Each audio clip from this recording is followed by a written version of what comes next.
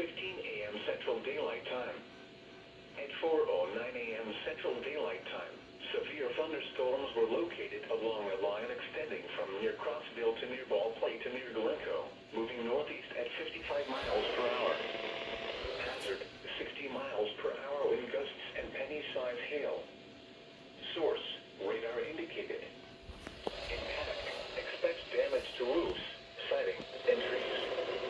Locations impacted include Center, Cedar Bluff, Little River Canyon National Preserve, Forney, Center Municipal Airport, Leesburg, Sand Rock, Galesville, Tenalla, Cherokee Rock Village, Cornwall Furnace Park, Blands, Eastern Weiss Lake, Little River Falls, Slackland, Western Weiss Lake, Moshat, Ball Flat, Coloma, and Weiss Dam.